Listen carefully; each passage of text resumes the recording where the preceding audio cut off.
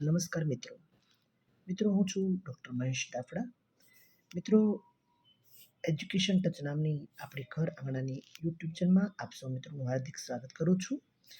મિત્રો આ ચેનલ પર 1111 જેટલા અંગ્રેજી વ્યાકરણના વિડીયો અવેલેબલ છે.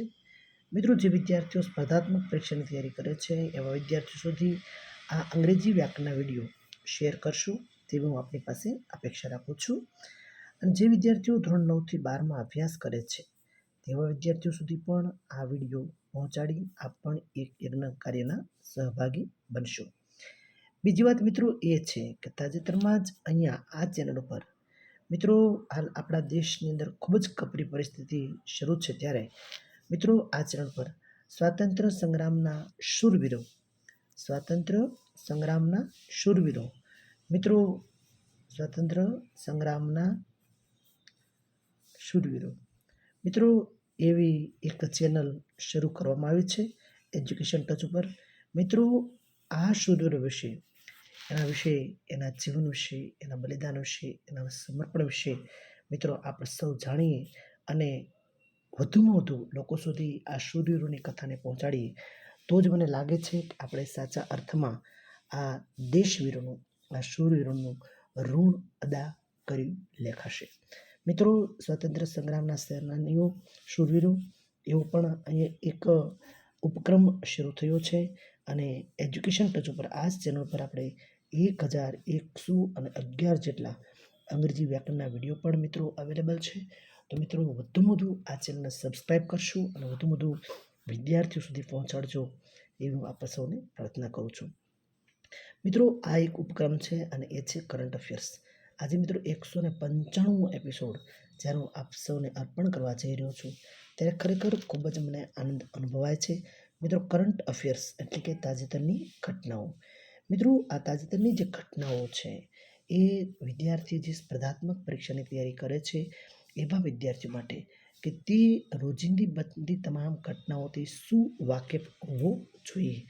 દેશ વિદેશમાં બનતી ઇતિહાસ, ભૂગોળ, પાર્લામેન્ટ, કોઈ પણ બાબતે અવોર્ડ્સ છે, સાહિત્ય છે, રમત જગત છે, કોઈ પણ ઘટનાઓ સાથે તે સતત વાકેફ હોવો જોઈએ, તેનાથી તે માહિતગાર હોવો જોઈએ. એ ઈરાદે આજે કરંટ અફેર્સ છે એ પરીક્ષાનો એક જ્યારે ભાગ બની ગયો છે ત્યારે મિત્રો વધુમાં વધુ વિદ્યાર્થીઓ સુધી આ કરંટ અફેર્સનો વિડીયો પહોંચાડી આપ પણ એક યજ્ઞ કાર્યના સહભાગી બનશો તેવી હું આપની પાસે અપેક્ષા રાખું છું. મિત્રો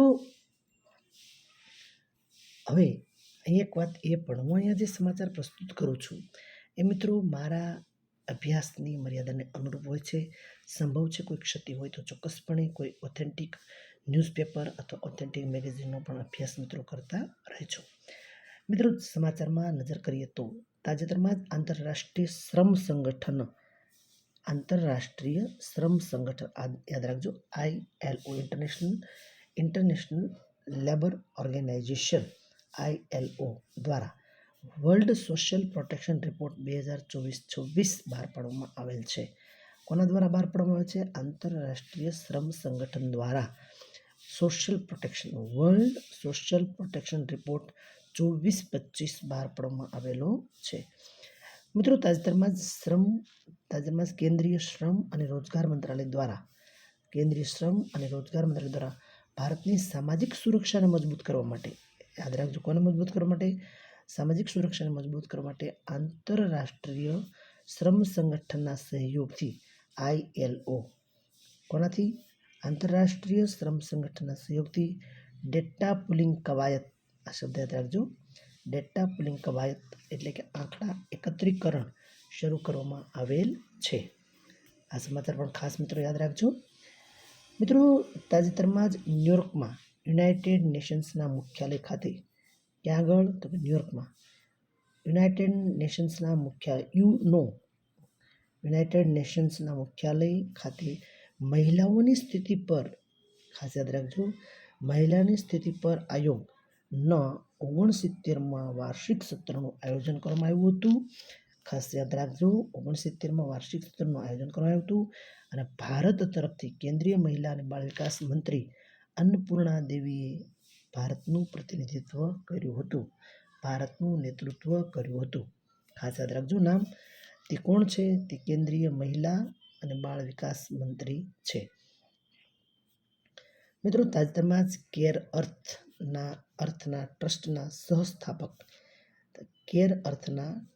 સહસ્થાપક જયશ્રી વેંકટસને, યાદ રાખજો, જયશ્રી વેંકટસને વેટલેન્ડ વાઇઝ યુઝ માટે રામસર એવોર્ડ આપવામાં આવેલ છે. કોણ છે જયશ્રી વેંકટસ? કેર અર્થના ટ્રસ્ટી છે, સહસ્થાપક છે અને તેને વેટલેન્ડ વાઇઝ યુઝ માટે રામસર એવોર્ડ આપવામાં આવેલ છે.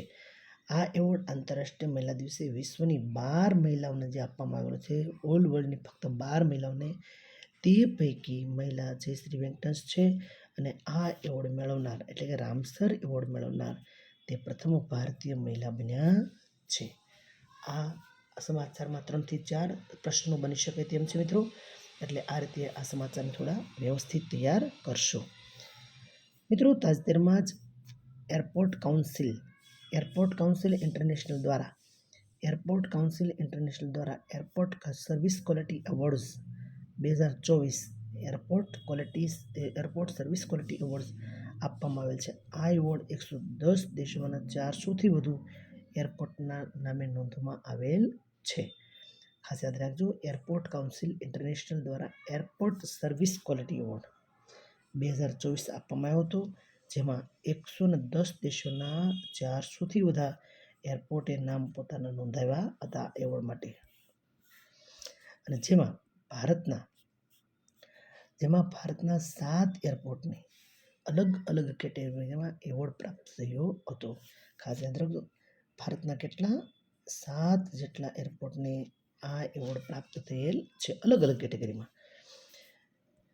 મિત્રો, સમાચારમાં આગળ વધીએ તો તાજેતરમાં જ 8 થી 15મી માર્ચ દરમિયાન ઇટલીના તુરિનમાં Special Olympic World Winter Games 8 થી 15 માર્ચ દરમિયાન ઇટલીના કયા સ્થાન આગળ? તુરિન આગળ સ્પેશિયલ ઓલિમ્પિક વર્લ્ડ વિન્ટર ગેમ્સની 12મી આવૃત્તિનું આયોજન કરવામાં આવ્યું હતું. કેટલામી આવૃત્તિનું? 12મી આવૃત્તિનું આયોજન. આ ગેમ્સનો મેસ્કોટ મોલીનો અર્થ થશે જળ બિલાડી. કઈ ગેમ હતી? Special Olympic World Winter games. ક્યાં આયોજન થયું હતું? ઇટલીના તુરિનમાં. કેટલામી હતી? તો 12મી. ક્યારે હતી? 8 થી 15 માર્ચ દરમિયાન. એનો મેસ્કોટ શું હતો? મોલી, એટલે કે જળ બિલાડી. મિત્રો, તાજેતરમાં જ માર્ચ 2025માં ઈરાનના તેહરાન ખાતે યોજાયેલી છઠ્ઠી એશિયન મહિલા કબડ્ડી ચેમ્પિયનશિપ 2025માં ઈરાનને હરાવીને ભારત 5મી વખત, મિત્રો યાદ રાખજો, 5મી વખત વિજેતા બન્યું છે. શેમાં?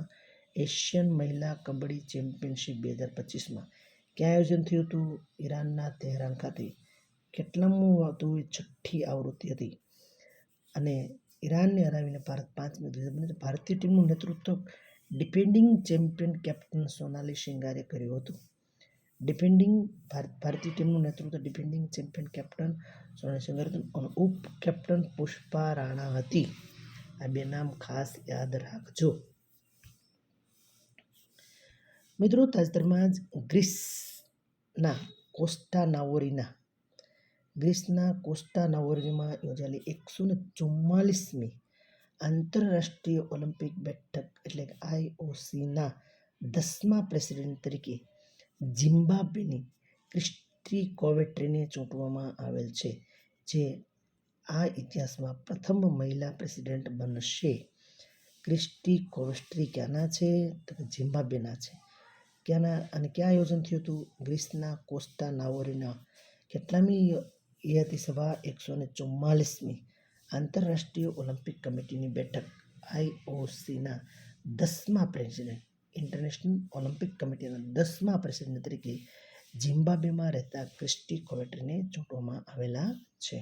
તે પ્રથમ મહિલા પ્રેસિડેન્ટ બનશે. મિત્રો, તાજેતરમાં ગુજરાત પોલીસે સાયબર ક્રાઇમ અને સાયબર ફ્રોડથી બચવા માટે તેરા તુજકો અર્પણ આ પ્રોજેક્ટ શરૂ કર્યો છે. તેરા તુજકો અર્પણ આ પ્રોજેક્ટ છે, તેણે ગુમાવેલ રકમ આરોપીઓ પાસેથી વસૂલ કરી અને જે તે વ્યક્તિને પરત કરેલી છે. એ યોજનાને છે તેરા તુજકો અર્પણ. સાયબર ક્રાઇમ અને સાયબર ફ્રોડથી બચવા માટે ગુજરાત પોલીસે આ સરસ મજાનું એક અભિયાન શરૂ કર્યું છે. મિત્રો, તાજેતરમાં જ પૂનમ ગુપ્તાને 3 વર્ષ માટે, કેટલા વર્ષ માટે? 3 વર્ષ માટે રિઝર્વ બેંક ઓફ ઇન્ડિયાના ડેપ્યુટી ગવર્નર તરીકે નિયુક્ત કરવામાં આવેલા છે. કોને? પૂનમ ગુપ્તાને. કેટલા વર્ષ માટે? 3 વર્ષ માટે. ક્યાં આગળ? રિઝર્વ બેંક ઓફ ઇન્ડિયાના ડેપ્યુટી ગવર્નર તરીકે નિયુક્ત કરવામાં આવ્યા છે. અને ગવર્નર તરીકે હાલ કોણ છે? તો કે શ્રી સંજય મલ્હોત્રા હાલ ગવર્નર તરીકે કામ કરી રહ્યા છે. મિત્રો, ખાસ આ ખૂબ જ અગત્યના ટોપ 10 સમાચાર વધુ વિદ્યાર્થીઓ સુધી મિત્રો પહોંચાડજો. અને મિત્રો, જે વિદ્યાર્થીઓ સ્પર્ધાત્મક પરીક્ષાની રાત દિવસ મહેનત કરે છે એના માટે આ સમાચાર એક આશીર્વાદ રૂપ બની જશે. તો મિત્રો, ફરી એકવાર એક વિનંતી, આ ચેનલને વધુ સબસ્ક્રાઈબ કરશો અને મિત્રો વધુ વિદ્યાર્થીઓ સુધી આ ચેનલ પહોંચાડજો.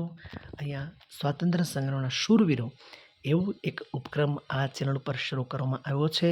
તેના પણ 8 જેટલા એપિસોડ પસાર થઈ ચૂક્યા છે. મિત્રો, આ ચેનલ ઉપર 1111 જેટલા ઇંગ્લિશ વ્યાકરણના વિડીયો પણ અવેલેબલ છે. અને દોસ્તો, દર રવિવારે ટોપ 10 સમાચાર એટલે કે કરંટ અફેર્સનો આજે 195 એપિસોડ આપ મિત્રોને અર્પણ કરતા હું ખરેખર ધન્યતા અનુભવું છું. મિત્રો, આપની પાસે એક જ અપેક્ષા રાખું છું કે વધુ આ ચેનલ સબસ્ક્રાઈબ કરશો અને આ વિડીયો વધુ શેર કરશો તો મને પ્રોત્સાહન મળતું રહેશે. ધન્યવાદ. ફરી પાછા મળશું આવતા રવિવારે. ત્યાં સુધી ભારત માતા કી જય.